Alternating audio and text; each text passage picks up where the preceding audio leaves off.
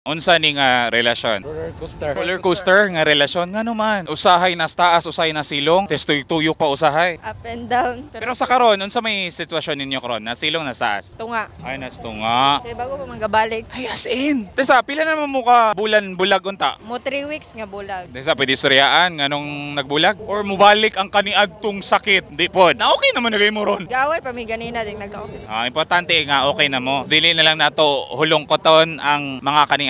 Kung kinsa may kailangan magbago na ta. Pila na ka tuig or bulan ang relasyon? Mo 2 years na rong January. Sige, ato na lang balikan ang mga kaniadto ha. Dili tong sakit pero tong kalami sa una. Asa gagikan ning relasyon? Gikan sa My day. my day. Ay my day. Unsa iyang gimay day nga imong gi-reakan or imong gi-replyan? Iyang gireplyan. Unsa iyang gimay day nga imong gi-replyan? Nay LMSC ba to?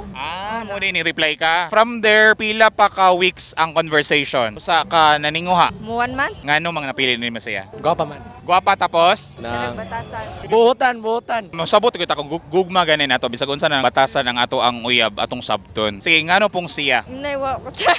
Bitaw kan manggodya ka ng caring ba? Dayon. Wa ko char. First time niyo nagbulag ato? Dili. So tuod na ning bulag balik nga sa sitwasyon ninyo duwa? Dagan maganan mo guba. Kung an ato ganing relasyon gisulayan ato ang kuan ba pakusgan na atong foundation para mas mugahi pa ang relasyon, di ba? Lahi ang mugahi man. Oy, wala. Ikaw good. Ang relasyon dapat mo oy patibayon. Hantod sa asa ni hopefully dili na mo magbulag pohon. Di na maingon. Pero sa karon kaya nun. Ikaw, Padayon, lahos. mensahe na lang sa usag-usa. Hope nga dili na kasig minalita ba yan. Keep guapas always. Tubaga. Ay nagsig pabuyag. Pag binutan agud para di ko magminaldita. Ay nagpabuyag ha. Pundo na ta. Oh, behave na, behave.